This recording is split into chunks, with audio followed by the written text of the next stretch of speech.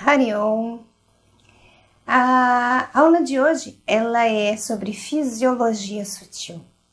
Então nós vamos fazer uma viagem através do conhecimento daquilo que nos constitui como corpo físico, como corpo sutil, como corpo causal. Talvez você já tenha ouvido essas palavras, mas talvez você não tenha tido acesso ao conhecimento, ou de onde vem esse conhecimento dessa anatomia sutil. A anatomia sutil, ela é chamada desse jeito porque ela é uma coisa que você experiencia, conhece, porém é uma coisa que é sutil, você não consegue perceber. Você consegue, na verdade, você consegue perceber, mas você não tem como, não é material. Você não tem como falar sobre essas experiências. É como uma emoção. Uma emoção é a forma do sutil, né? Então, por exemplo, uma emoção forte como a raiva, você tem toda aquela transformação no seu campo denso, no seu corpo grosso, no seu corpo físico, de avermelhar o rosto, da circulação sanguínea modificado, o batimento cardíaco se transformar, da adrenalina ser jogada no seu corpo, toda a fisiologia acontecendo por conta de uma coisa que ela é sutil. Você pode estar com raiva e ninguém vai saber que você está com raiva, ou seja, ninguém pode ver aquilo, ninguém pode perceber aquilo, a não ser que você exploda. Aí o máximo que alguém do lado de fora pode dizer é: nossa, como você está vermelho, ou como sua sobrancelha fechou, e talvez não consiga interpretar exatamente a emoção que você está sentindo. Então a emoção também, ela é uma coisa sutil, não tem como negar. Às vezes a gente confunde essas coisas, confunde as emoções e confunde toda essa anatomia sutil. Então hoje a gente vai ter essa apresentação dessa abordagem da anatomia sutil, e aí tudo que eu vou falar aqui é uma visão yogi, é uma visão de uma professora de yoga que estuda há muitos anos com alguns professores de Vedanta. Então, no que a gente vai se basear nessa aula é num livro, uma parte a gente vai se basear nesse livro, outra parte eu vou dar a explicação que é bem a visão yogi, de chakras, kundalini, de ida, pingala, dos canais energéticos, tudo isso. Então, uma parte do que eu vou falar está num texto chamado Tattva-bodha. O Tattva-bodha é um texto que fala sobre o conhecimento da verdade. O conhecimento da verdade, na realidade, o que o texto tenta apresentar para nós de forma bem resumida e bem simples, são coisas muito usadas dentro do ensino da tradição do yoga. São palavras muito comuns, como Atman, como Ishvara, como os 3 estados de consciência, né? Então, são mostrando para nós palavras que são muito usadas nesse mundo, eu vou chamar de mundo espiritual, nesse mundo de busca espiritual, em que às vezes a gente não sabe de onde vem.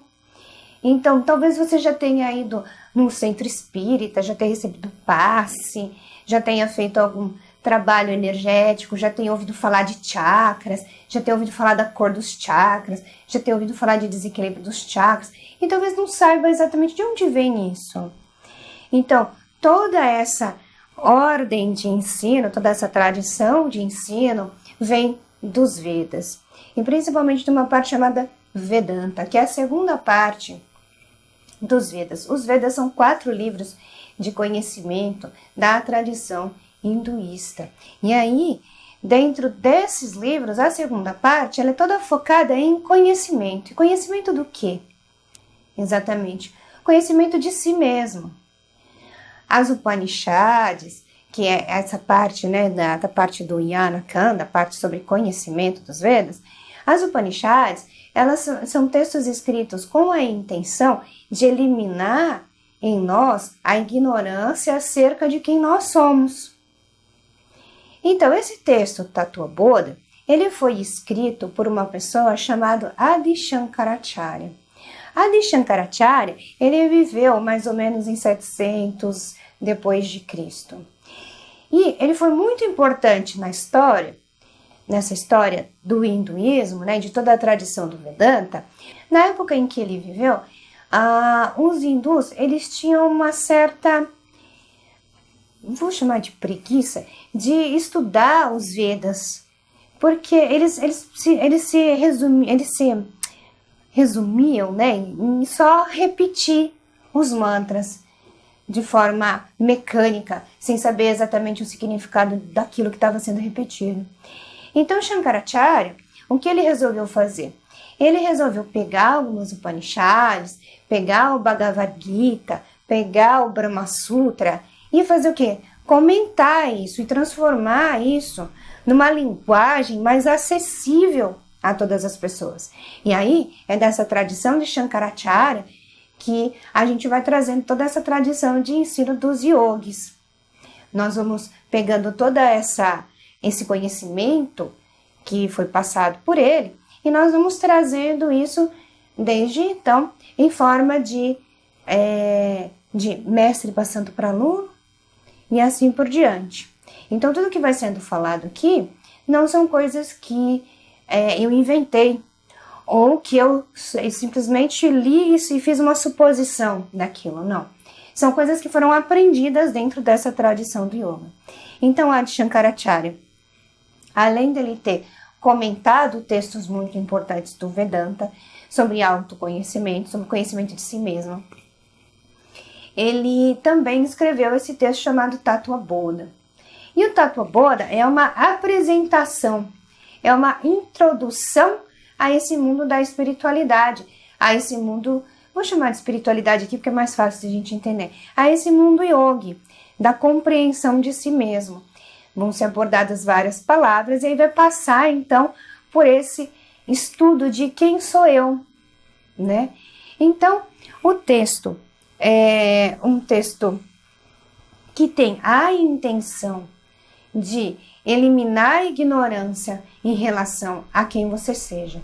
E como nessa tradição, né, essa tradição ela é chamada de Sampradaya, uma tradição de ensinamento, vai sendo passado de um para o outro. Dentro desse Sampradaya, é importante que você tenha um professor para te instruir dentro do texto. Então, eu posso até mostrar o livro para vocês, o Tattva Bodha. Esse livro é de uma professora do Rio de Janeiro, né, comentado e ensinado por essa professora, que é a Glória Arieira. Aproveitar o meu momento aqui para fazer uma propaganda, minha professora também. Ela ensina Upanishads, ensina Bhagavad Gita. Então, é uma ordem, né, como eu disse, de ensino. Então, você pode ter acesso a esse livro, se você quiser, você pode comprar o livro, mas só ler o livro não traz para você o conhecimento da verdade. Você vai ter conhecimento de palavras. Talvez você leia e fale, que legal, em sânscrito isso significa aquilo. Você conheceu isso, a palavra, mas só um professor pode te dar o conhecimento, que é o conhecimento de si mesmo. Então, o objetivo do livro é trazer esse conhecimento e apresentar muitas palavras que são usadas dentro da nossa tradição. E aí, então, eu vou falar do texto já começando lá pelo meio dele, né? Porque que é a parte que mais importa para nós na aula de Fisiologia Sutil, de Anatomia Sutil. Então, a conversa é entre um aluno e um professor, né? Normalmente são assim que são as apresentações das Upanishads. É sempre um aluno e um professor. E um aluno sempre muito curioso. É um aluno que está em busca de moksha, é um aluno que está em busca da libertação, está em busca da descoberta de si mesmo. Então, esse aluno pergunta para o professor o que é Atman. E aí, Atman significa eu. Então, ele pergunta ao professor, o que sou eu? Né? E a partir disso começa toda uma explicação do professor em relação, primeiro, ao que ele não é. E é muito legal que o professor vai dizer assim, ó, você é algo que está além disso, daquilo. Né? E aí ele vai elaborando toda a ideia, porque, claro, o aluno começa a ficar muito curioso em relação a isso. Ué, eu não sou esse corpo? Eu não sou? O que eu sou então? Exatamente, né? E aí, então, primeira coisa que o professor fala é que a única coisa real que existe é o eu. É Atman, que ele chama de ser. Essa é a única coisa real. Todo o resto não é real. Cuidado com essa afirmação, cuidado com a interpretação dessa afirmação. Por quê? Quando ele diz que uma coisa não é real, ele está querendo dizer o quê? Que essa coisa que não é real, ela é aparente, tá? Tem uma realidade, assim como essa parede tem uma realidade, eu não posso atravessar, assim como existe uma ordem na natureza física que a gente faz parte dela, se eu jogo uma coisa para cima, ela vai cair, já foi testado cientificamente, você deve saber. Então, assim, existe uma realidade nesse mundo, só que é uma realidade aparente. Uma realidade aparente significa que depende de algo para existir. É como se existisse uma inteligência por trás de tudo isso que nós vemos. Então, a primeira coisa que ele vai dizer é isso. Atman, o ser é aquilo que é real, todo o resto é aparente. E aí o aluno vai perguntar, então o que é Atman, né? O que é eu? O que é o ser? Né? E aí o professor vai explicar que Atman é aquilo que é diferente do corpo grosso, é aquilo que é diferente do corpo sutil, é aquilo que é diferente do corpo causal e é aquilo que está além dos 3 estados de consciência. É uma pergunta complexa, é uma resposta complexa. Porque ele respondeu o que é Atman, ele respondeu o que é o ser, mas ele abriu uma possibilidade ali para o aluno de pensar em muitas coisas. E aí o aluno, claro, vai duvidar e perguntar o quê? Bom, se Atman está além do corpo físico, além disso, além daquilo, além daquele outro, então vamos começar as perguntas, né? Primeiro, o que é o corpo físico? Esse corpo. Então, a primeira resposta do professor vai ser em relação a esse corpo. O que é este corpo denso? E esse corpo denso, ele é chamado de Stula Sharira. Stula Sharira, então, o corpo físico, ele é formado por 5 Mahabhutas. Mahabhutas são 5 elementos. E esses elementos são terra, água, fogo, ar, espaço. Esses elementos estão no corpo grosso condensados. Eles se uniram para formar aquilo que é o seu corpo físico. E então nós temos fogo na nossa temperatura, terra na constituição dos nossos músculos e ossos. Nós temos água na nossa circulação. Nós temos ar na nossa caixa torácica. Nós temos espaço, ou seja, esse corpo tem uma forma e ocupa um espaço nesse campo físico. Então, esse corpo ele é constituído pelos 5 Mahabhutas, pelos 5 elementos. E esse corpo experiencia algumas transformações. Primeiro, ele não existia, de repente ele existe. Depois que ele existe, ele cresce. Depois que ele cresce, ele amadurece. Depois que ele amadurece, ele envelhece. E aí depois ele decai até o fim. Essa é a experiência desse corpo. Esse corpo nasce de boas ações do passado. Você é um acúmulo de mérito de muitas vidas. Para nascer como este corpo, para ter este corpo físico, você tem que ter mérito, que nós chamamos de punya. Ações positivas geram mérito. Então, para nascer nessa experiência desse corpo físico, e esse corpo físico é sede de prazer e dor, de calor, de frio, de fome, de sede, de diversas experiências.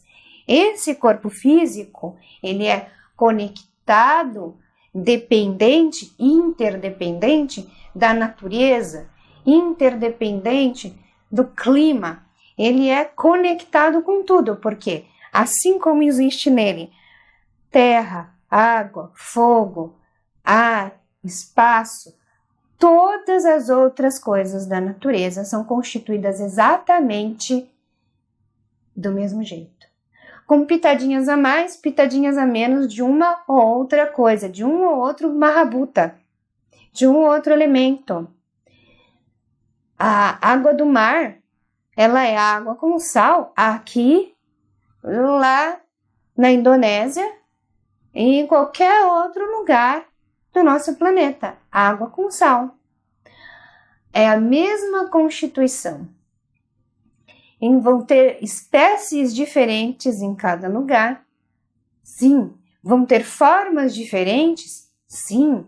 Tanto que a gente viaja, né, para ver essas formas bonitas. A gente já conhece uma montanha, mas você quer conhecer outra montanha? De um outro país? De um outro lugar? Porque a forma é diferente. A constituição, a maneira em que esses elementais se movimentam para formar você é diferente. A mesma quantidade que existe numa pessoa é diferente em outra. Por isso que existem tantas formas diferentes, de formas físicas. E aí tem toda aquela visão do Ayurveda, naquela separação dos doshas, né, das constituições básicas, Vata, Kapha, Pitta, né? Um que é mais dominado pelo fogo, outro que é mais dominado pelo vento, outro que é mais dominado pela água. E aí essas constituições, elas são misturadas e formam aquilo que é você. A sua constituição de pele, de cabelo, o seu tipo de mente, tudo isso é moldado, é trazido, existe uma ordem por trás disso que molda você exatamente do jeito que você é. Então, o corpo físico é isso. Talvez você pense, nossa,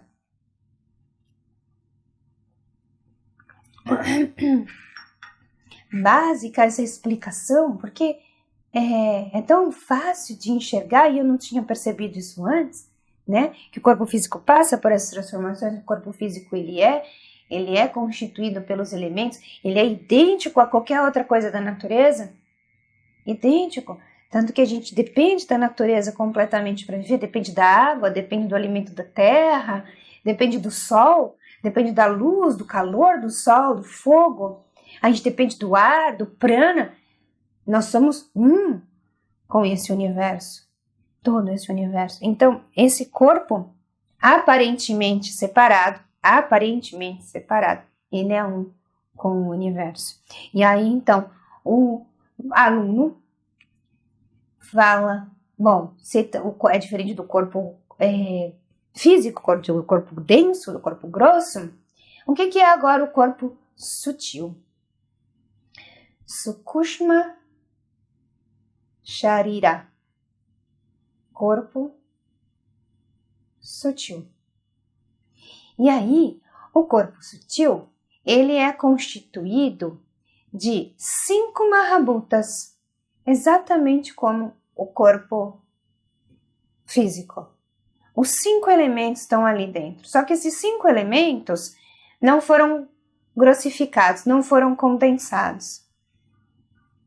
Esses 5 elementos estão separados: terra, água, fogo, ar, éter e todos os elementos. Então, no seu campo sutil, esses elementos estão separados, os 5 Mahabhutas. E, além dos 5 Mahabhutas, esse campo sutil tem outros elementos.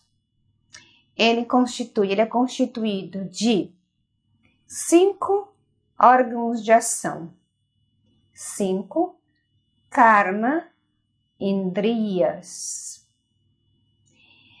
5 órgãos de percepção, órgãos de conhecimento, 5 jnana indriyas, 5 pranas, que são 5 energias vitais do nosso corpo. É constituído também por manaha, mente, e buddhi, intelecto. São 17 elementos que constituem o campo sutil, Sukshma Sharira. E aí, ele vai explicar os 5 órgãos de percepção, os 5 jnana indriyas, são os nossos 5 sentidos. Nós temos o tato, o paladar, a audição, a visão e o olfato. 5 formas de perceber o mundo. A experiência do nosso ouvido é perceber sons. A experiência dos nossos olhos é ver formas e cores. A experiência do nosso paladar é sentir sabores. Então, são percepções do mundo, os jnanendriyas. E quando nós falamos dos jnanendriyas, nós não estamos falando dos olhos, nós estamos falando da capacidade de ver, da capacidade de ouvir, da capacidade de sentir, sutil, é campo sutil. Então, nós estamos falando das capacidades, da potência, do potencial daquele sentido, daquele órgão de conhecimento. Então, nós temos os 5 sentidos como 5 jnana indriyas. E aí nós temos os 5 karma indriyas. E os 5 karma indriyas são as nossas mãos, a nossa fala, os nossos pés, o nosso ânus e os nossos órgãos genitais. Cada um com uma função. As mãos na função de pegar e soltar coisas. Os pés na função de nos fazer se locomover. A fala na comunicação. O ânus na eliminação de impureza. Aquilo que não serve para mim, que eu ingeri que não serve para mim, vai ser colocado para fora. E os órgãos genitais na experiência de Ananda, na experiência de felicidade, na experiência de prazer. Então, esses são os 5 órgãos de ação. Formas de me comunicar com o mundo também. Formas de acessar o mundo também. Assim como os órgãos de percepção. Assim como os jnanendriyas. E aí, então, a explicação do prana, ela fica dos 5 pranas. Eu já vou dar ela agora. Os 5 pranas. Os 5 pranas é prana, apana, samana, viyana e udana. Cada um desses pranas, cada um desses ares vitais, cada uma dessas forças, ela é responsável por um movimento no nosso corpo. A energia prana, que mora aqui, na região do peito, ela é responsável pela assimilação. O ar que eu inspiro, assimilo o ar que eu inspiro. A energia apana, que mora aqui no ventre, ela é responsável pela eliminação. A energia samana, mora aqui no centro, é responsável pela digestão.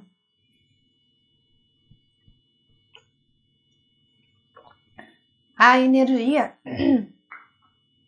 viana, a energia que faz circular. E a energia udana, a energia que expulsa, que joga para fora. Então, uma coisa que você leva para dentro é assimilada pela energia prana. Samana vai digerir aquilo, transformar aquilo em você. O que for bom, viana, vai fazer circular. O que não for bom, a pana vai jogar para fora. O que entrou e não é nada bom, o dana vai fazer voltar. O dana é a energia que expulsa, é a energia que empurra para fora. É a energia que vai ajudar também, por exemplo, na hora do parto. Ela joga para fora a criança.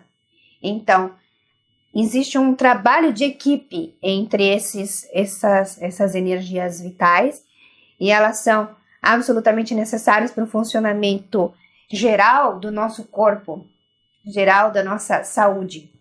E eu não sei se vocês já perceberam, por exemplo, quando uma pessoa ela começa a ficar mais idosa, começa a ter deficiência para digerir, começa a ter deficiência na circulação, começa a ter algumas dificuldades nesses áreas vitais. Por quê? O corpo está decaindo. À medida em que vai decaindo, vai envelhecendo, vai decaindo também o prana.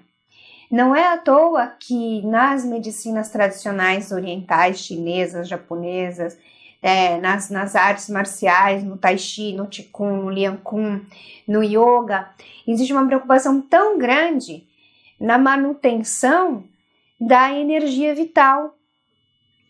Porque tudo que a gente faz no nosso dia a dia, pensar demais, esses exercícios físicos mais desgastantes, né? Eu vejo muito que agora tá na moda uma coisa de carregar pneu, de se pendurar.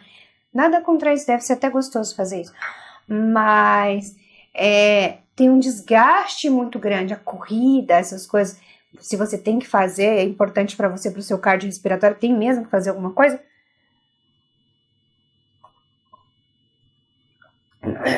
Mas toda a ginástica, todo o cuidado com o corpo, né, ocidental, não leva em consideração esse campo sutil. E esse campo sutil ele é afetado pelo pensamento.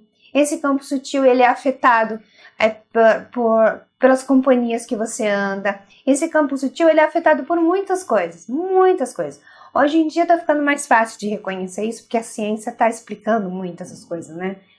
Falando da importância da meditação, da importância de silenciar, da importância de praticar yoga, ou de fazer tai chi, da importância de fazer massagem, acupuntura mesmo, onde ela trabalha. Você trabalha nesses canais energéticos.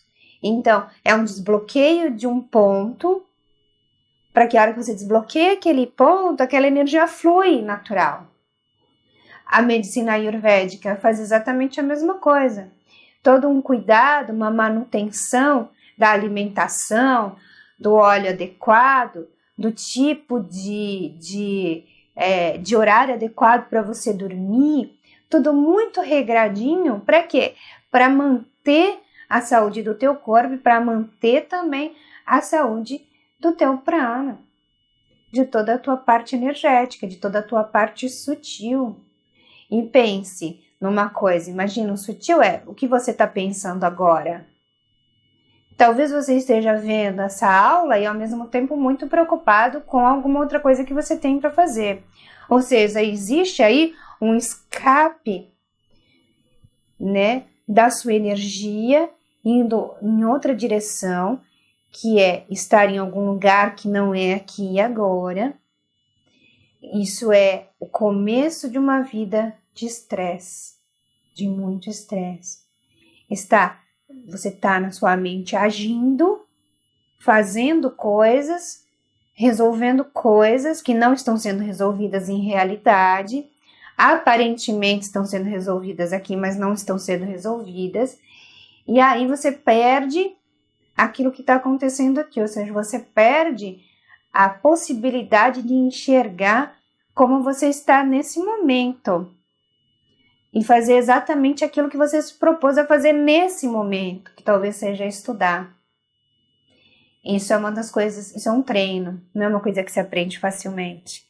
Ficar atento a alguma coisa. A atenção, ela é extremamente terapêutica, vou chamar desse jeito, é curativa a atenção. Ter capacidade de estar onde você está e sentir que está tudo bem ali. Fui lá, passei, desviei do caminho, falei de várias coisas para a gente entender. Vamos voltar agora para a coisa dos pranas. Então, não sei se você compreendeu, eu vou recapitular aqui. Então, o corpo sutil, Sukushma Sharira, ele é composto de 5 karmendriyas: mãos, pés, ânus, genitais e a fala. 5 Gyanendriyas, que são os órgãos de percepção, seus 5 sentidos: tato, paladar, audição, visão, olfato. Cada um com uma função. O olfato com a intenção de sentir o cheiro. Tá bem claro isso, né? Você não tem dúvida disso. 5 pranas. Prana, na assimilação. Apana, na eliminação. Samana, na digestão. Vyana, na circulação. Udana, na energia que joga para fora. E mais 2. Manaha, mente. E Buddhi, intelecto. Tudo bem? Isso é Sukushma Sharira, o corpo sutil. E aí o aluno pergunta, o que é o corpo causal? Karana Sharira, corpo causal. E aí o professor vai responder, Karana, já vem de causa, né? Ação, causa. É a causa do seu nascimento. Karana Sharira, então, o corpo causal, já tem no nome, a causa do seu nascimento. A causa do seu nascimento é o quê? É como se fosse a potência. Nessa potência está ali armazenado todas as informações referentes ao que o universo quis fazer de você. Então, ali estão todas as suas tendências, o tipo de corpo que você vai ter, o tipo de mente que você vai ter, o tipo de dificuldade e de facilidade que você vai ter.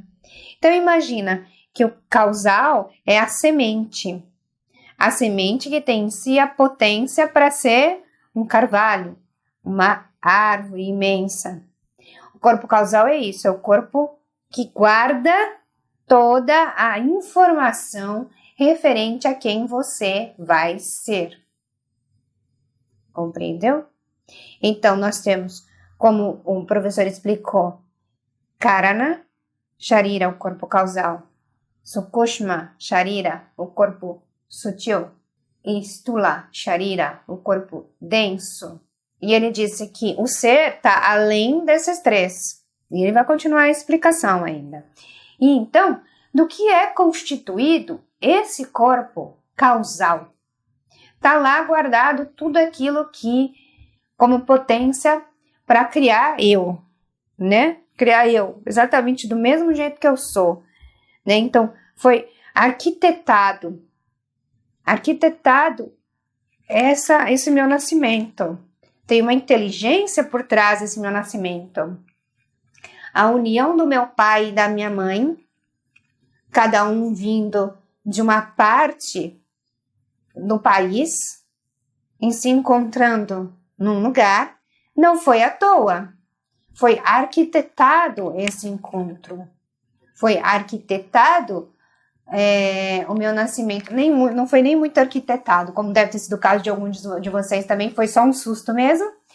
E de repente está lá a sua mãe grávida de você. Preparada ou não preparada, aconteceu. E aí nasce você. E você nasce absolutamente diferente de tudo aquilo que o seu pai e a sua mãe sonhou. Você tem sonhos diferentes, ideias diferentes, vontades diferentes. Você é um ser que às vezes os seus pais olham e pensam: por quê? Por quê desse jeito? Não tem nada a ver com a gente, não tem nada a ver com aquilo que eu ensinei. É verdade ou não é? Se você tem filhos também, você pode reconhecer isso nos seus filhos. Você olha para os seus filhos e fala: oh, meu Deus, de onde vem isso? Como? Como é assim? Porque tem esse jeito de agir no mundo? Como? Vem de dentro. É natural, é espontâneo. Ou seja, existe dentro daquele corpo causal daquela criatura, ela não foi criada à toa. Então, aquela expressão dela em habilidades, em emoções, em pensamentos, em capacidades, em dificuldades, tudo isso foi arquitetado. Não é à toa. Não é incrível isso? E aí tudo isso está armazenado nesse campo, nesse corpo que é o corpo causal. O corpo causal, ele é constituído basicamente de ignorância, avidya. E o que é essa ignorância? É a ignorância de si mesmo. Eu não sei quem eu sou. Eu não sei o que vim fazer aqui.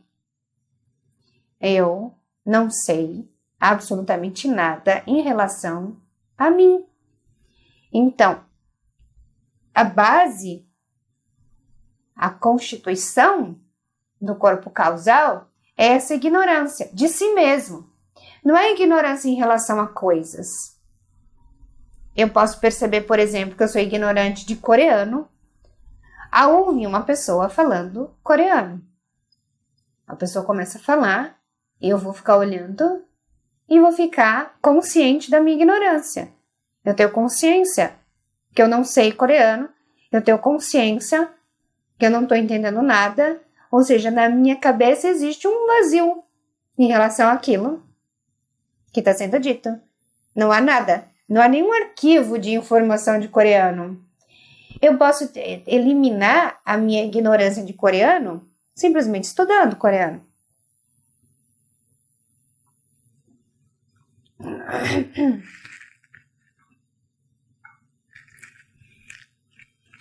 Eu me dedico ao estudo durante alguns anos e em breve eu vou ter eliminado a minha ignorância de coreano.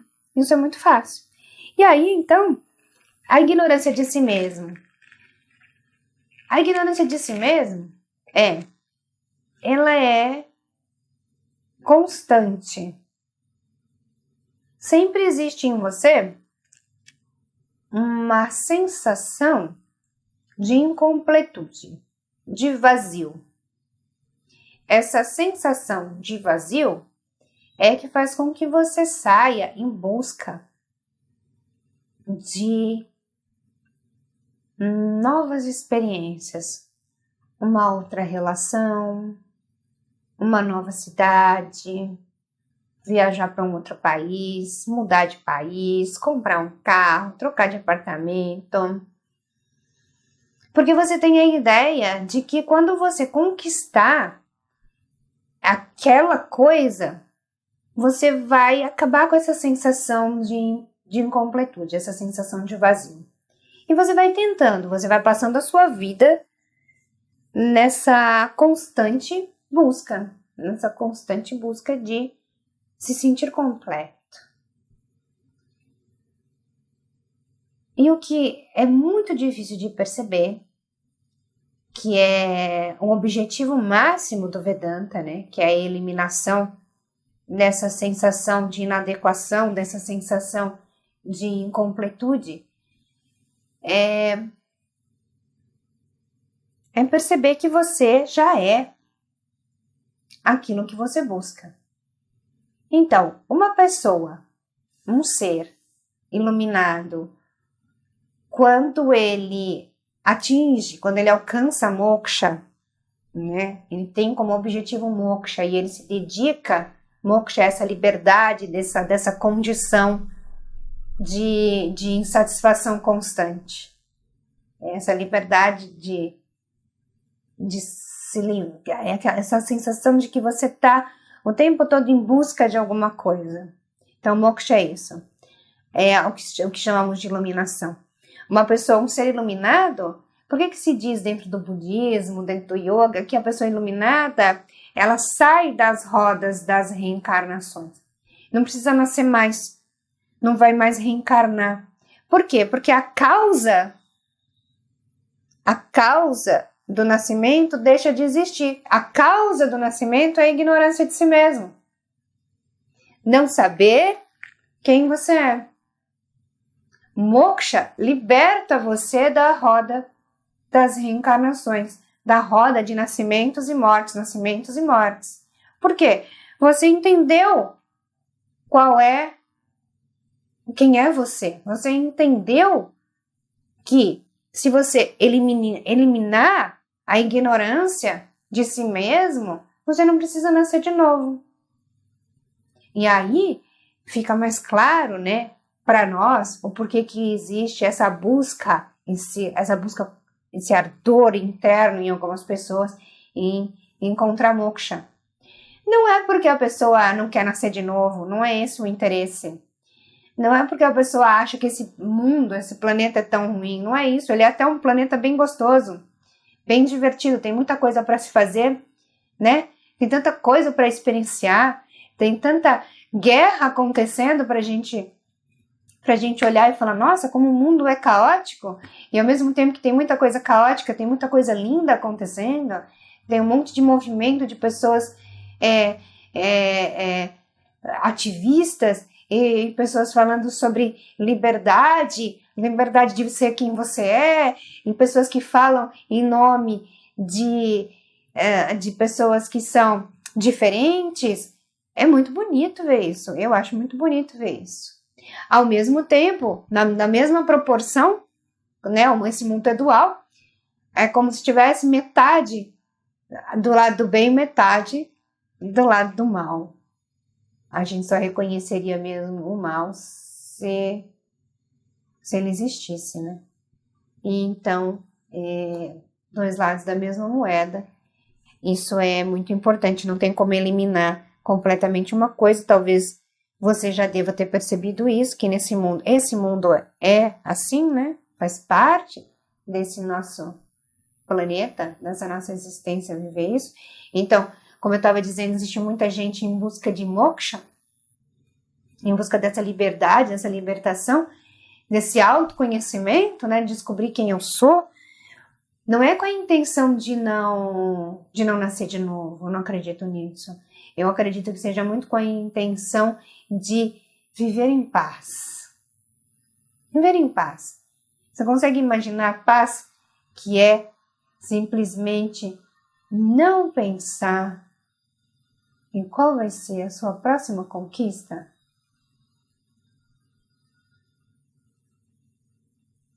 Bom, né? A paz de aceitar as coisas exatamente como elas são. Não significa que você vai precisar parar de agir, não significa que você vai precisar parar de trabalhar, deixar de cuidar dos seus filhos ou limpar a sua casa. Tudo isso é parte da sua vida espiritual. Cuidar dos filhos, limpar a casa, pagar as contas, trabalhar. Só que, né, absolutamente desapegado de todas essas coisas, né? Muito bom, né? Então, voltando aqui ao estudo onde nós estávamos, né, do corpo causal, e aí o aluno vai Vai perguntar. Bom, ele diz que o Atman, né, que o ser era diferente do corpo denso, do corpo sutil, do corpo causal, e além dos 3 estados. E aí ele vai começar a perguntar, então, o que são esses 3 estados, né? E aí o professor vai explicar. Um estado é o Jagrad Avastha. E aí, esse é o estado acordado. O segundo estado é Swapna Avastha. Swapna é o estado do sonho. E aí, o terceiro estado é o Sushupti Avastha, estado do sono profundo. Então, os 3 estados são acordado, sonho, sono profundo. No estado acordado, nós estamos identificados com absolutamente tudo desse mundo. Se eu ouço som, eu estou identificado com o meu ouvido. Se eu sinto alguma coisa, eu estou identificado com o meu tato. Se eu sinto dor, eu estou identificado com a dor. Ou seja, no estado acordado, é o estado onde eu me envolvo com todo o mundo. Eu vejo e eu acredito que aquilo que eu vejo é a realidade. Então, eu me identifico com tudo. Eu me identifico com o mundo no estado acordado. No estado do sonho, talvez você não tenha... Talvez você seja daquelas pessoas que caem na cama e apaga e nem tem sonho. Mas um dia na vida você já deve ter sonhado. Então, você sabe, no sonho, você tem...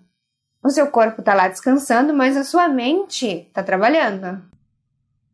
Então, você tem aquela impressão de que tudo que está acontecendo ali no seu sonho realmente está acontecendo. Tanto que, num sonho, às vezes você pode acordar rindo, acordar chorando, acordar com o coração acelerado de medo, porque no sonho você está fugindo de uma baleia que voa e não tem o mínimo sentido, né? No sonho. A realidade do mundo do sonho, ela é bastante diferente dessa daqui, né? Aqui tem uma ordem física. A baleia, ela pode sair para fora, ela até dá uma voadinha, mas normalmente ela cai, né? Para fora do mar. Agora, uma baleia com asa que sai voando, é possível no seu sonho? É. É possível. É possível que você voe? É. É possível que qualquer coisa aconteça no seu sonho? É. É muito possível. E parece real. É um mundo onde não respeita essa ordem física. É um mundo totalmente diferente que aparentemente é real. Causa emoção, causa sensação, muda a sua fisiologia. Você às vezes acorda assustado e aí você fala, que bom, era um sonho. Às vezes você fica tão impressionado pelo sonho que você vira para o teu amado ou para a tua amada e diz, sonhei que você tinha morrido. E chora. E a pessoa, não, eu estou aqui, eu não morri. É claro que eu não morri. E aí você fica feliz pela pessoa não ter morrido. Você fica feliz que a pessoa está lá. E às vezes a pessoa fica até impressionada pensando, será que alguma coisa vai acontecer? E passa o dia inteiro pensando nisso, que é um sonho de premonição. Dentro do sonho, você é você, o observador. Você é a baleia que voa. Você é a pessoa que você sonhou que ia morrer. Você é o mar. Você é o prédio. Você é a cidade. Tudo que está acontecendo no sonho é você. É uma construção sua. Involuntária. Assim como o pensamento às vezes surge na sua mente, involuntário. E você cria uma história toda por causa daquele pensamento. Você fala, nossa, Olha, aí você começa a criar toda uma história em cima daquilo. Involuntário. Vem para você. Vem e vai. Assim como o pensamento. Então, esse é o estado do sonho. E aí tem o estado do sono profundo. O sono profundo é quando você deita lá na sua cama ou no sofá, onde quer que seja, você desliga. Sem sonho, nada. Sabe aquele sono profundo que você nem se mexe? É isso. Onde está você no sono profundo? Você está preocupado? Primeira coisa, você nunca está preocupado, né? A gente nem se preocupa nem um pouco, a gente adora dormir. Todo mundo adora dormir. Todo mundo gosta de deitar e ficar. E tem gente que é viciada nisso, né? Ficar horas dormindo, dorme a manhã toda e às vezes dá uma cochila à tarde. Por quê?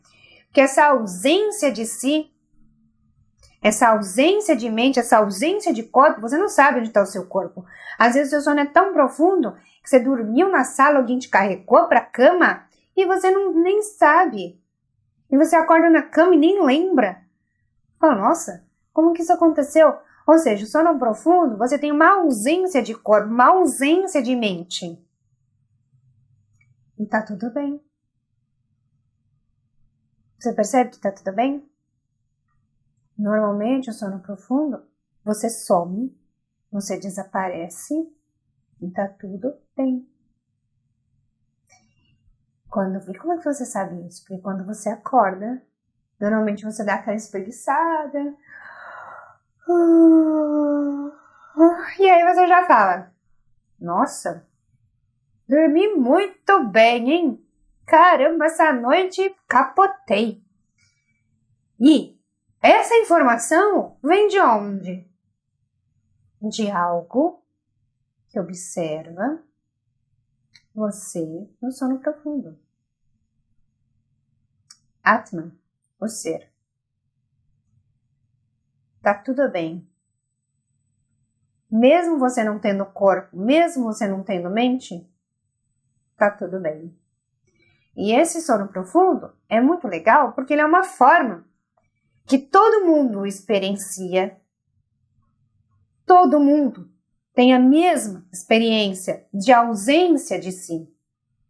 Então, essa forma de explicar, através do sono profundo, quem é você, é muito legal, porque na ausência de si, daquilo que a gente se apega, né, que é o corpo e a mente, a ausência daquele aparente, sobra o quê? Sobra você, que é a realidade, que é a testemunha que observa o aparente.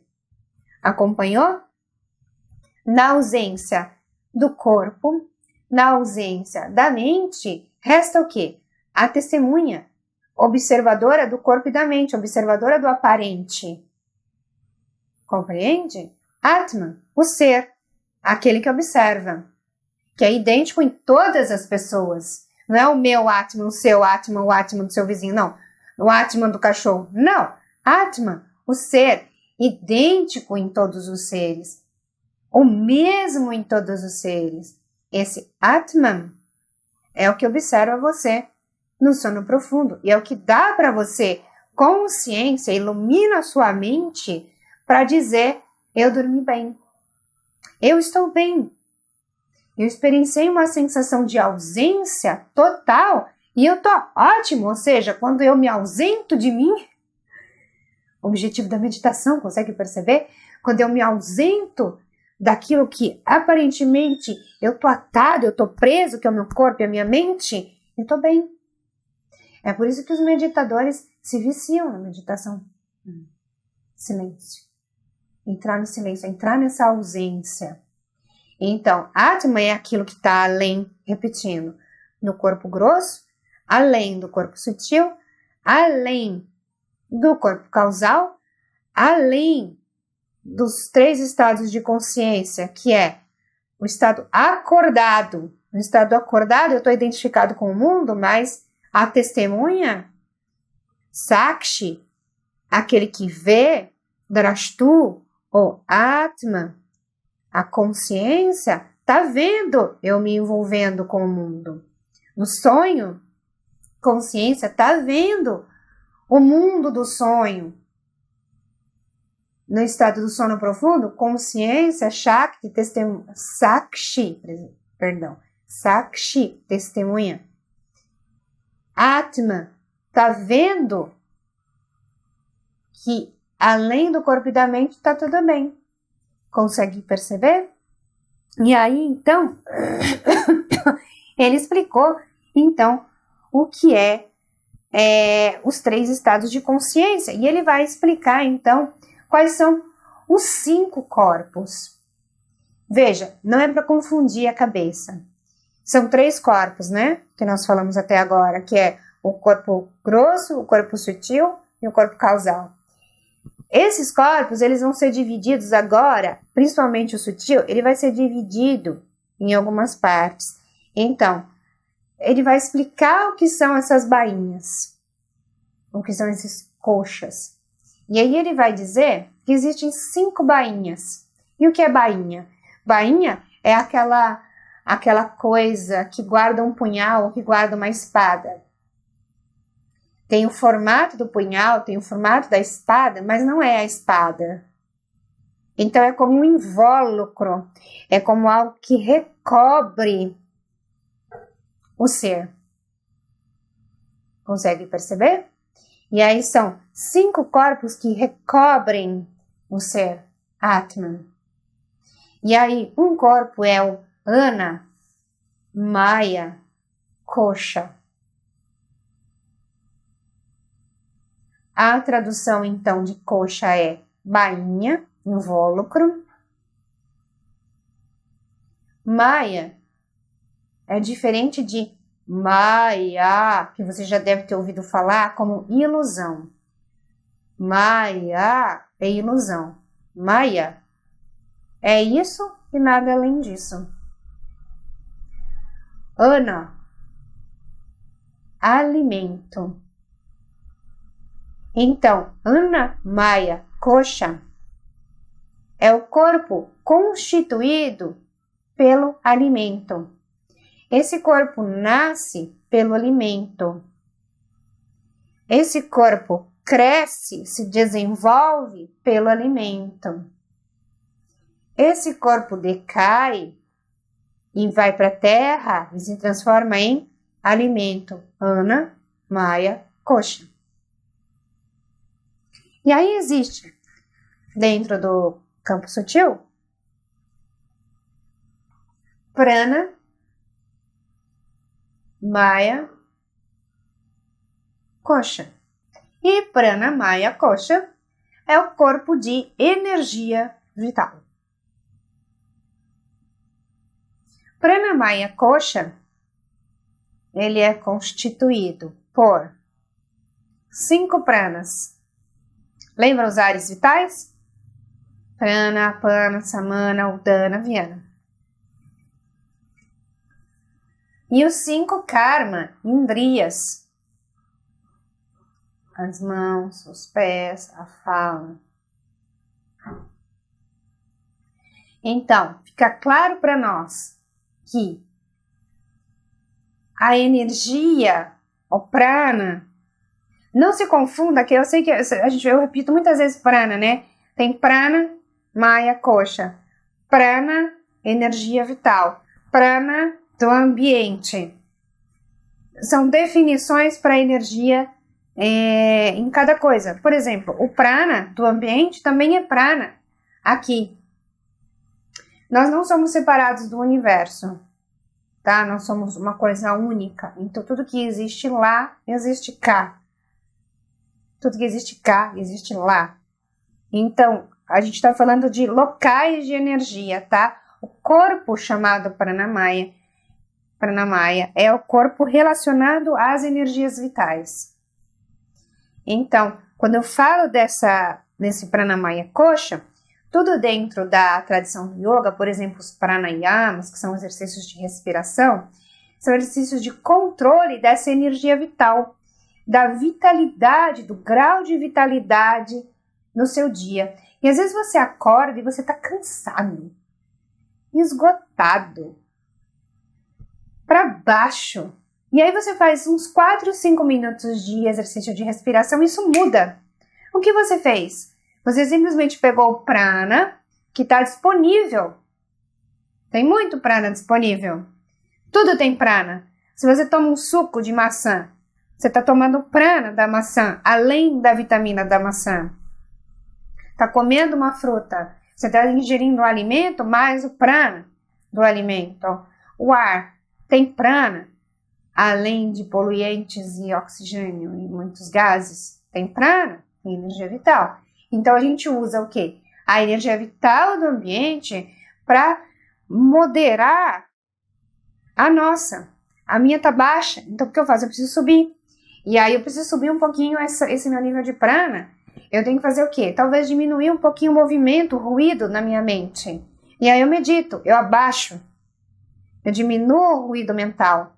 Eu diminuo o movimento da mente. Eu diminuo o ritmo da respiração.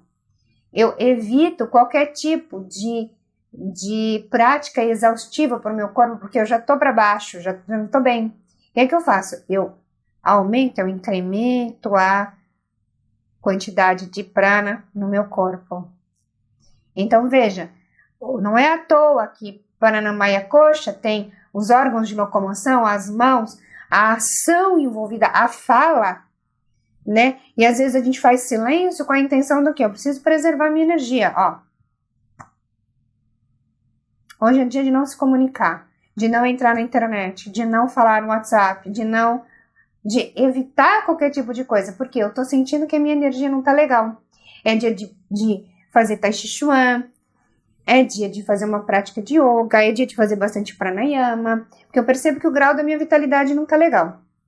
Então, Pranamaya Kosha é o corpo constituído de prana, de energia vital, de chi, de ki, como dizem os japoneses, os chineses. E então, nós temos Mano Maya Kosha.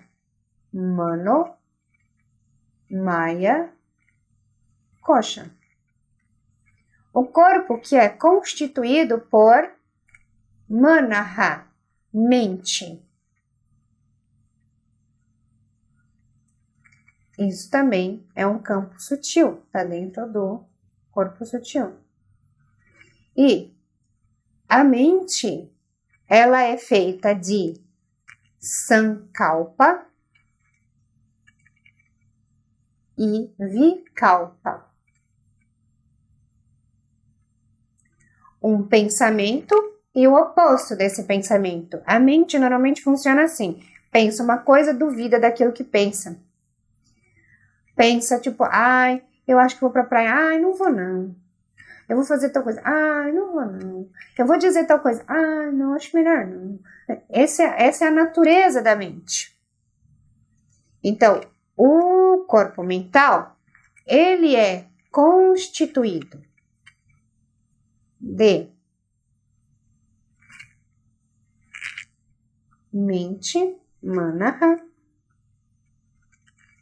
e os 5 órgãos de percepção, que são os Jnana Indriyas. O meu sentido capta uma informação, minha mente dá a forma. Vou fazer o teste com vocês. Você vai ouvir as palavras que eu vou dizer. E aí você vai ver o que vai acontecer. Bola. Carro. Verde. Chinelo. Luz. Elefante. Sofá. Então, você deve ter percebido que, à medida em que o seu ouvido recebe o som, sua mente traz a imagem. Então, o corpo mental, ele é constituído do quê? Dos órgãos de percepção, porque eu ouço uma coisa, eu interpreto. Eu vejo uma coisa, eu interpreto. Eu trago uma forma para mim. E isso pode ser bastante perigoso, porque a nossa mente, ela é baseada nas coisas em que nós aprendemos e vimos. Então, ela tem um limite, ela tem uma limitação. Por isso que, às vezes, a gente vê algumas coisas, acha que entendeu, acha que enxergou, acha que percebeu. Cuidado, que a mente, ela bagunça um pouquinho essa nossa lógica. Por isso que é bom ter um pouquinho de bom senso antes de agir. Tem até um ditado muito legal, não um ditado, é um koan.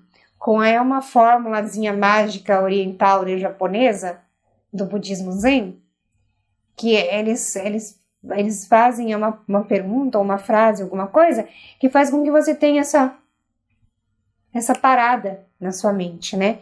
E uma bem legal é assim, onde há fumaça, provavelmente a sua resposta foi, não vou dizer, mas onde há fumaça, há fumaça. A interpretação de que há fogo vem de uma coisa aprendida, vem de uma coisa da sua mente, ou seja, existe um filtro na sua mente dando uma realidade que nem sempre é a realidade. A fumaça pode simplesmente ser névoa. Névoa, como é que chama? É névoa mesmo, né? Que chama aquela coisa que dá na serra, assim, quando a gente vai descer. Neblina. Essa fumaça não tem fogo, é só fumaça. E então, para que você entenda como a mente interpreta certas coisas dentro da nossa caixinha cultural, dentro da nossa caixinha de conceitos e pré-conceitos. Por isso que a gente tem que ser bastante cuidadoso com as interpretações dos nossos sentidos. Os nossos sentidos, eles são meios de percepção, mas ao mesmo tempo, eles nos enganam um pouquinho. O sol que a gente vê, por exemplo, não é o sol de agora, é o sol de alguns minutos atrás. Então, a gente está vendo um sol do passado, é um sol atrasado, né? Isso é uma coisa da ciência. Tem uma explicação, não sei quanto tempo leva para o sol chegar aqui, não me lembro, mas é uma coisa assim. Então, nós estávamos em Mano, Maya, Kosha, certo? E aí, nós temos Vijnana, Maya, Kosha, ainda isso dentro do corpo sutil. Vijnana, Maya, Kosha. Vijnana, Maya, Kosha. É o corpo, é a bainha do intelecto. É constituído por Buddhi. E constituído também pelos 5 órgãos de percepção, igualmente. Qual é a diferença desses dois corpos? Qual é a diferença de Buddhi e de Manaha, a mente? A diferença é que o intelecto, a inteligência, capta a informação, analisa a informação e define a informação. Diferente da mente que duvida. A mente fica, acho que eu vou na praia, não vou não. Acho que eu vou fazer isso, não vou não. Buddhi, a inteligência, através do bom senso, define, vou à praia. Por quê? O tempo está bom, porque eu só tenho hoje para ir. Qualquer que seja o porquê. Ele vai definir e dizer, vou fazer tal coisa. Esse é o seu corpo, seu campo de intelecto, de inteligência. E aí, no corpo causal, existe uma bainha chamada Ananda, Maya, Kosha. Ananda, traduzido como felicidade,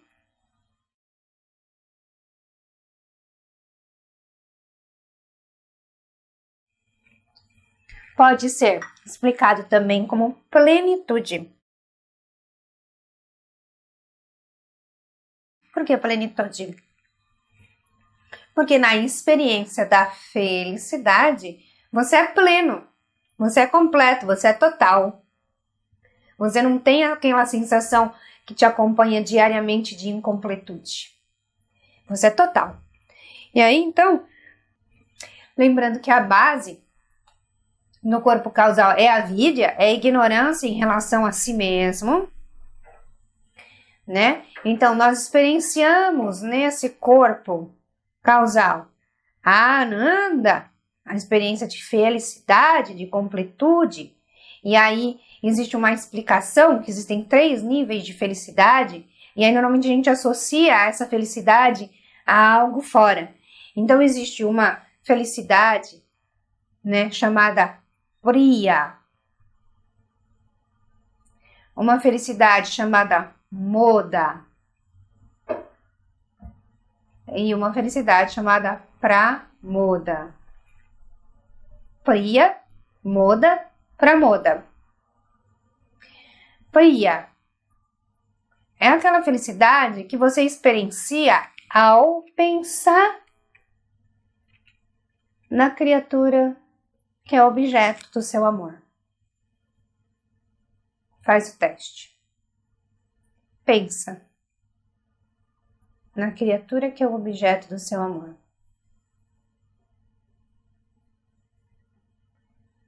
Moda é a felicidade que você experiencia ao dizer, eu vou encontrar o meu objeto de amor hoje, agora, deixa eu ver, daqui a 2 horas. Daqui a 2 horas eu vou encontrar. É a felicidade que você experiencia ao saber que haverá um encontro. Pensa sobre essa felicidade, tenta sentir.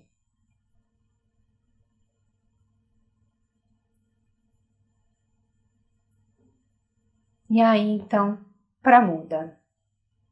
Pramoda deu o momento do encontro. Nós nos encontramos agora, eu e o objeto da minha felicidade. Meu objeto amado. Sente.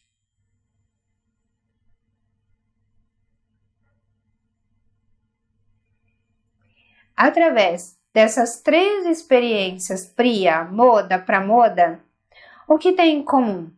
Além de você ter imaginado um objeto amado. Você. Quem sentiu a felicidade? Você. Nós usamos uma ferramenta, um objeto, para demonstrar para você que a felicidade, quem experiencia, é você. E na sensação da felicidade, você é pleno. Não te falta nada. Você perde por instantes aquela sensação de que você é incompleto. Então, a Ananda Maya Kosha é essa bainha de felicidade. Todo mundo pode experienciar essa felicidade. Qualquer ser experiencia essa felicidade. O meu coelho, por exemplo, ele experiencia essa felicidade quando ele vai para a terra e começa a cavocar a terra. E ele fica tão feliz que é nítido que ele está feliz. Ele esfrega a barriguinha dele no chão. A experiência dele de felicidade, a completude dele ali, ele existe uma totalidade naquele ser. Ele não está sentindo que ele é incompleto, apesar que um coelho nunca vai sentir isso, o único ser que sente isso é o ser humano, né? De que falta alguma coisa. O coelho, ele tem noção de que ele é um coelho, ele age como um coelho, ele não acha que ele é um coelho mais bonito ou mais feio que ninguém, ninguém faz bullying com aquele coelho, ele é um coelho na sua coelhitude. Só o ser humano que sai da sua natureza essencial. Então, essas são as 5 bainhas. Anamaya Kosha, Prana Maya Kosha, Mano Maya Kosha, Vijnana Maya Kosha e Ananda Maya Kosha.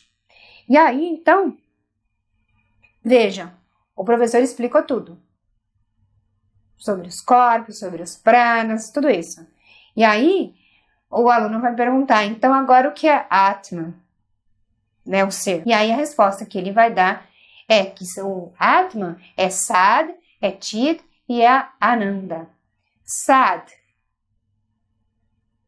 existe.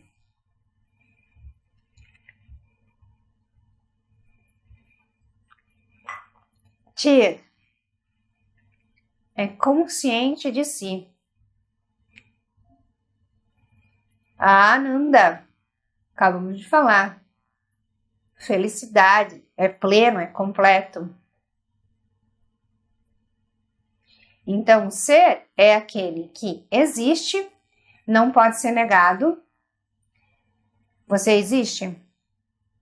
Se você tentar pegar uma formiga, ela não vai fugir de você? Ela tem consciência que ela existe?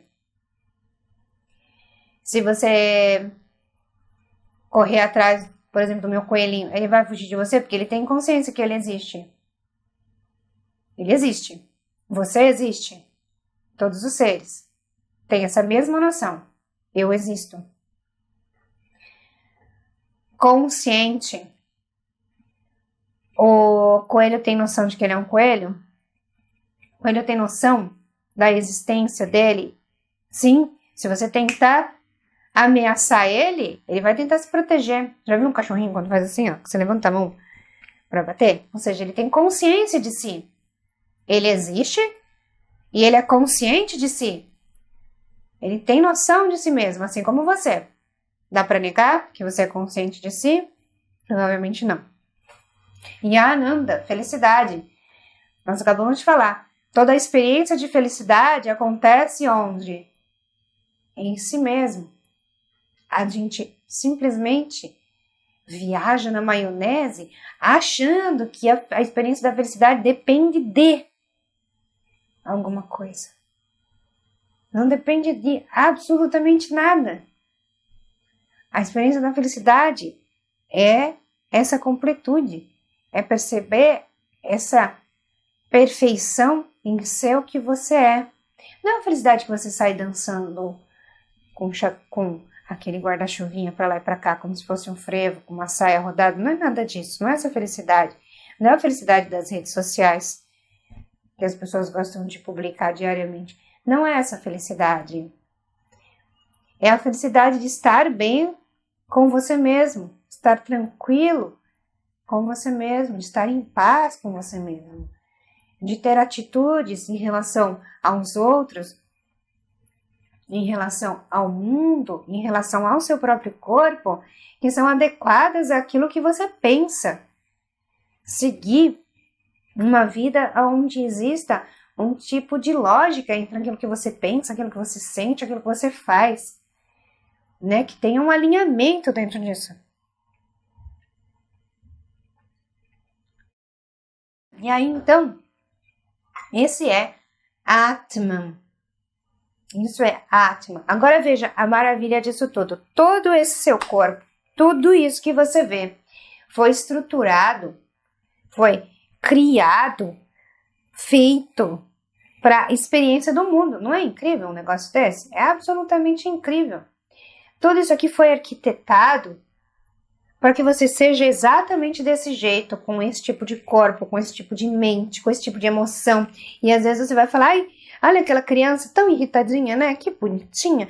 Aquela irritação é necessária, porque aquela criatura vai desenvolver no seu Dharma pessoal. A astrologia é todo um estudo científico. Pensa, na hora em que você nasceu, planetas estavam colocados num lugar de um determinado jeito para dar em você uma característica. Então, esse estudo da astrologia, todo o estudo do Ayurveda, da medicina chinesa, são ferramentas para ajudar você nesse autoconhecimento, nessa descoberta de quem você é, organizar o seu prana, trazer você de volta para aquilo que é o seu equilíbrio, né? A acupuntura, ela tira a sua dor, ou seja, ela vai tirar de você o quê? Aquela identificação com aquele corpo que sofre. Tira a identificação com isso. O massagista faz isso, ele tira a identificação de você com aquele corpo que sofre. E aí, então, você pode dedicar o seu tempo ao autoconhecimento, a conhecer a si mesmo. E aí, vamos entrar agora no assunto sobre o que são os chakras. Você já deve ter ouvido falar sobre chakras. E aí, um chakra. Chakra significa roda. E aí, essa roda, ela é um centro de armazenamento, de captação e de distribuição de energia para o seu corpo. E existem vários pontos importantes no nosso corpo para esse armazenamento e para essa distribuição de energia. Só que existem 7 que são os principais chakras do nosso corpo, os principais vórtices ou rodas de energia no nosso corpo. Toda a prática do yoga, do tai chi, do lian kun, do qigong, dos pranayamas, exercícios de respiração, tipo de alimentação, tudo isso é focado nesses 7 corpos, nesses 7 campos principais que estão aqui, ó, bem no centro do nosso corpo, caminhando ao longo do trajeto da sua coluna, desde a base até o alto da sua cabeça. Então, esses centros de vitalidade, de energia, eles são responsáveis pela saúde de alguns órgãos e também, como é uma energia sutil, está tudo no campo sutil, eles são responsáveis também por estados mentais, estados emocionais. Agora, isso não é para que você entre numa piração de que você tem que deixar esses chakras em equilíbrio, todos girando no mesmo sentido, tá? À medida que você faz uma técnica, uma massagem, uma prática de yoga, você muda tudo no teu corpo. Passou 5 minutos, já mudou tudo de novo. Então, não significa que você vai conseguir manter isso equilibrado todo dia, tá? É natural das coisas que se transformam mudar o tempo todo.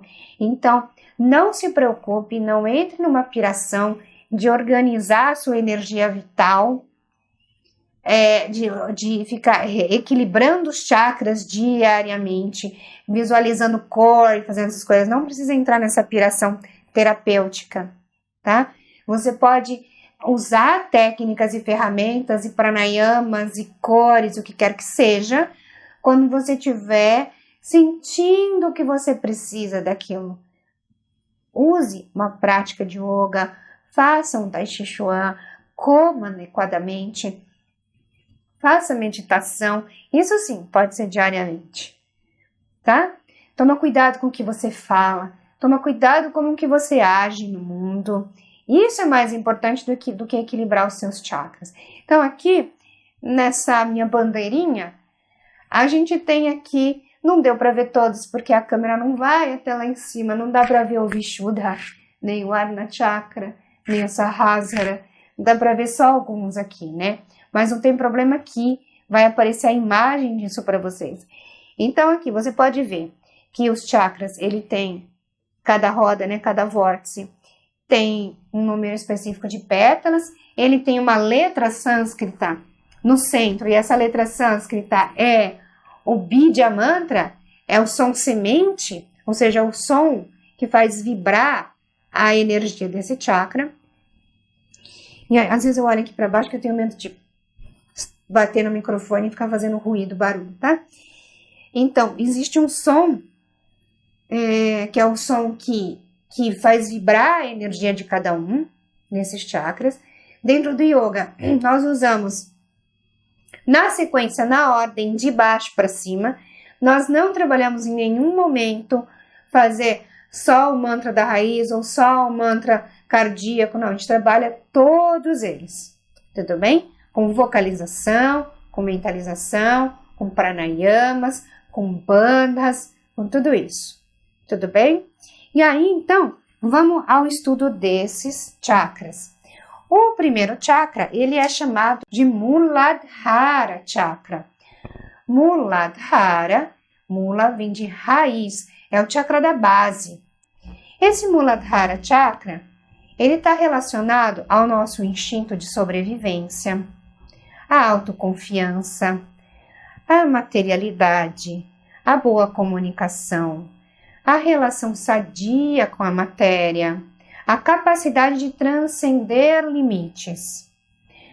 Quando o chakra não está harmonizado, ele está relacionado à nossa sensação de medo, de posse, de apego, de rigidez, de cobiça, de avidez, dificuldade na comunicação, tendência a ser manipulado, a pessoa é facilmente manipulada, dificuldade em dar e receber, e a pessoa é extremamente possessiva.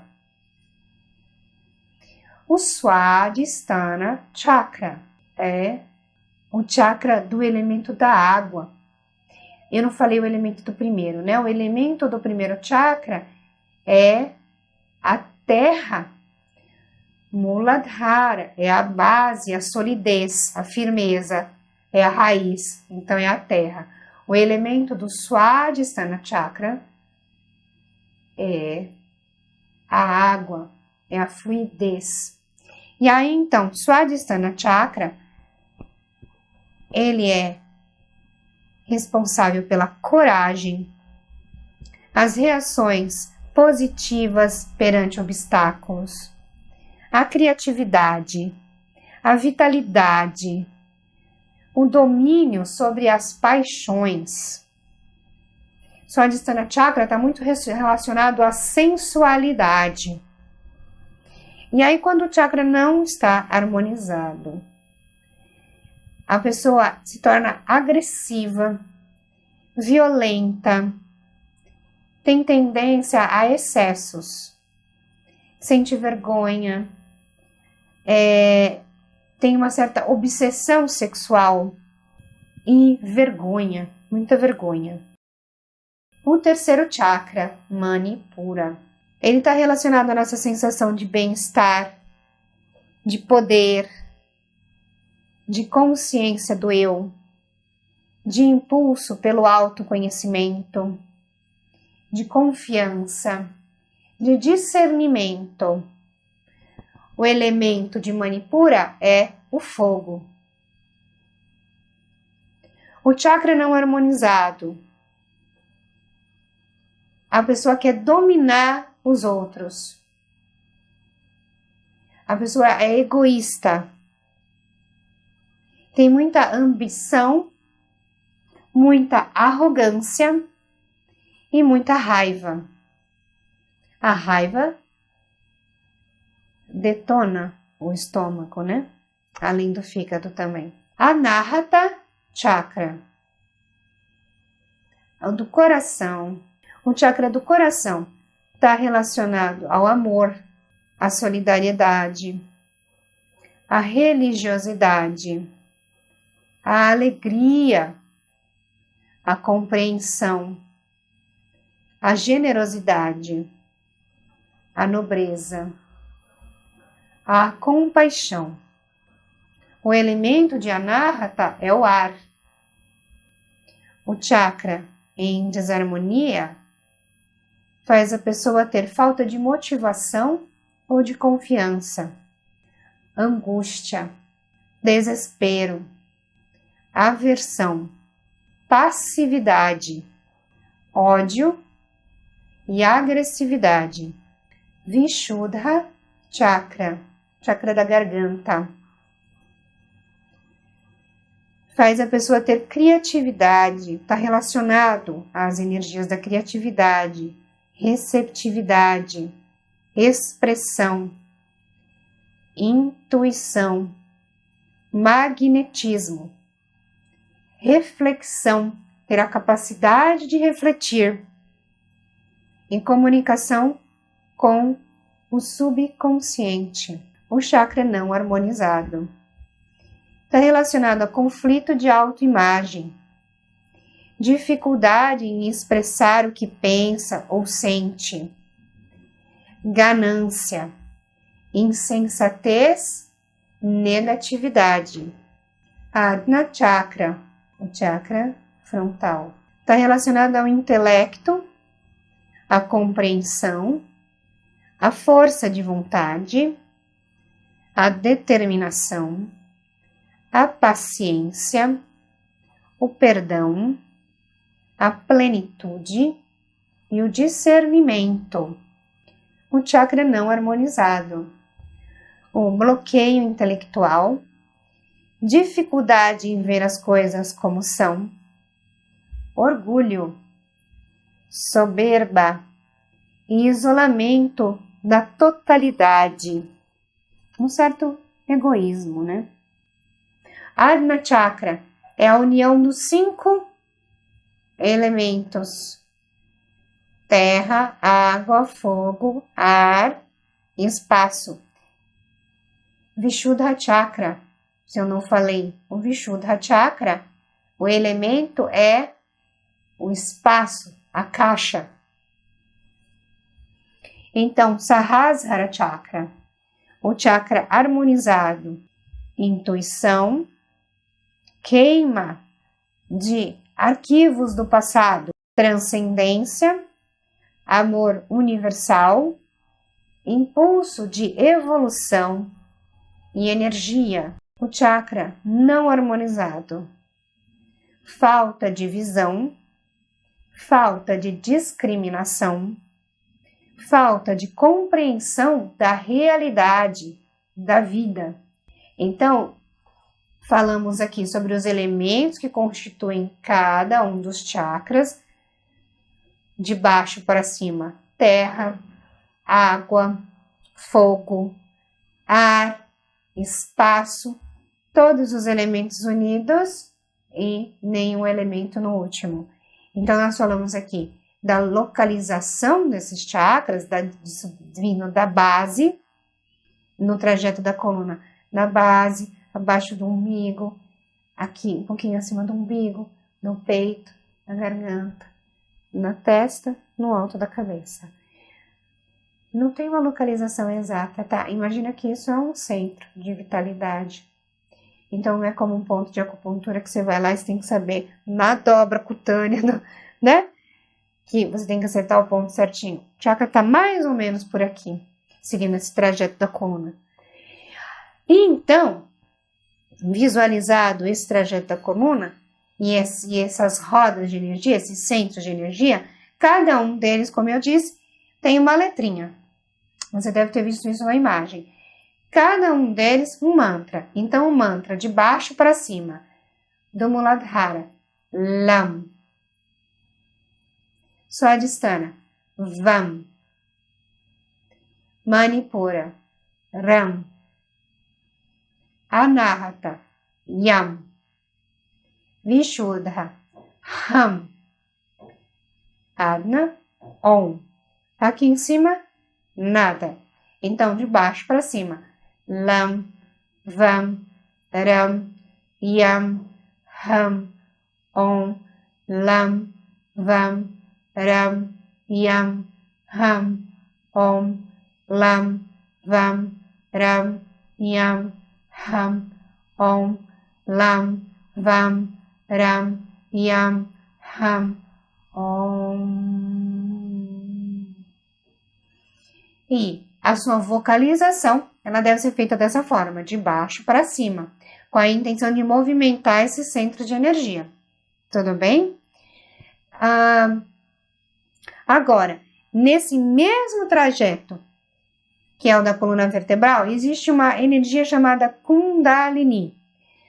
Kundalini Shakti. É uma energia de origem feminina, energia de potência, muita potência. Ela está guardada lá embaixo, armazenada aqui, no Muladhara Chakra, na base. As práticas de yoga, de pranayamas, todas essas práticas, elas fazem o quê? Elas movimentam essa energia potencial. E essa energia potencial, ela é a responsável pela sua criatividade, pela sua vitalidade, pela sua capacidade de aprender, pela sua capacidade de evoluir, tudo isso, e a sua capacidade de se iluminar. Quando a energia chega lá no alto da cabeça, claro que isso tudo é uma visão bem mística, né? Bem yogi. quando essa energia chega lá no alto da sua cabeça, é que você se ilumina. Isso vai acontecendo com o quê? Através do seu discernimento, da sua consciência, através da sua prática diária, através da sua atitude, através da sua evolução diária. Não é uma coisa mística, do tipo um toque de um mestre. Tem muito essa ideia, né, de que alguém me tocou e isso aconteceu. Não, é todo um trajeto na sua vida em busca desse movimento de energia Kundalini, dessa elevação dessa energia Kundalini. E a energia Kundalini você pode sentir a potência dela dançando, fazendo dança do ventre. São várias formas de expressão, de arte, na música. Então, toda essa capacidade de desenvolver diversos talentos, diversas habilidades, está em potência lá, na energia Kundalini. O objetivo é fazer com que essa energia suba. Ela não vai subir de uma hora para outra, porque a inteligência nos criou, nos arquitetou de uma forma única e maravilhosa. Então, existem nós nessa subida da energia Kundalini. Nós, são travas mesmo, e essas travas é por seu amadurecimento, não é à toa. Então, a primeira, ela mora lá na base, né, que está relacionada à sua sobrevivência, à sua segurança. Então, a primeira dificuldade na vida que você tem que enfrentar é essa, é se nutrir, se sustentar com as próprias pernas, né, ter força de base, ter uma base, uma estrutura. Então, tá lá o primeiro nó. Resolvida essa situação, a coisa começa a subir um pouquinho, deslanchar, e aí vai ter nós em outros lugares também, com a intenção de que essa energia trave ali um tempo para que você amadureça, para que você cresça, para que você se desenvolva, e aí sim ela vai subindo até chegar no alto da cabeça. Energia Shakti, a energia feminina, está lá na base. Shiva está aqui no alto da cabeça, esperando a energia Shakti, a sua esposa, chegar no alto da cabeça. E quando ela chega no alto da cabeça, então, Shiva e Shakti estão unidos. É tudo uma visão simbólica, né, dessa energia. Shiva está lá esperando a energia Shakti ascender. E aí, então, Kundalini é essa energia que sobe pelo trajeto da coluna vertebral. E nós temos duas energias, chamada Ida e Pingala. Ida, Nadi, Pingala, Nadi. E aí, provavelmente, você deve estar vendo agora uma imagem da energia Kundalini Shakti, uma imagem da energia Ida e da energia Pingala. Pingala, então, é a energia positiva que entra pela narina solar, narina direita. Ida entra pela narina esquerda e é a energia lunar com característica feminina, o oposto da energia solar. Então, Ida e Pingala, elas são energias que entram pelas narinas, elas vão serpenteando a coluna até a base. E aí, da base, começa o estímulo da energia Kundalini para que ela ascenda, para que ela suba pelo canal chamado Sushumna Nadi. Então, Sushumna Nadi, Ida e Pingala são os principais canais de energia que correm nesse trajeto da coluna. Então, você consegue visualizar isso? Provavelmente vai ter mais uma imagem aí onde você possa visualizar tudo isso junto. O trajeto das duas energias circulando, o trajeto do canal central, Sushumna Nadi, os chakras, todos colocados aí, organizados, nesse campo sutil. Então, veja como é importante o conhecimento dessa anatomia sutil. Essa anatomia sutil interfere nas nossas emoções, no nosso pensamento, interfere na nossa vitalidade, E aí, o que é mais importante disso tudo é que, conhecendo você, conhecendo um pouco de como você funciona, enxergando como você funciona, fica muito mais fácil de você enxergar aquilo que você não é. Lembra que nós começamos a aula falando que aquilo que você é, o ser, é ilimitado, né? É livre de limitação, e ele é diferente do seu corpo grosso, ele é diferente do seu corpo sutil, ele é diferente dos seus chakras, ele é diferente do seu intelecto, ele é diferente do seu corpo causal, ele é diferente dos 3 estados de consciência, ele é diferente de tudo isso. Ele independe de tudo isso. Na verdade, tudo isso que nós ouvimos falar nessas muitas, quase 2 horas já, nessa aulona, nós estamos falando tudo do mundo fenomênico, do mundo transitório, das coisas que mudam constantemente. Atman, o ser, é aquele que é ilimitado, é aquele que é total, e aquele que é constante, único, idêntico em todos nós. Eu espero que essa aula tenha sido muito valorosa para vocês. Esse meu momento aqui com vocês, para mim, é muito especial. Eu agradeço de coração a oportunidade de poder exercitar o meu Dharma, de ensinar. Eu fico muito feliz de estar aqui nessa posição, do universo ter me colocado nessa posição. Eu agradeço imensamente a todos os meus professores, agradeço a todos os meus mestres, agradeço a toda a tradição do yoga, agradeço a sua presença, a sua disciplina em assistir, em estudar. E até uma próxima. Hariom.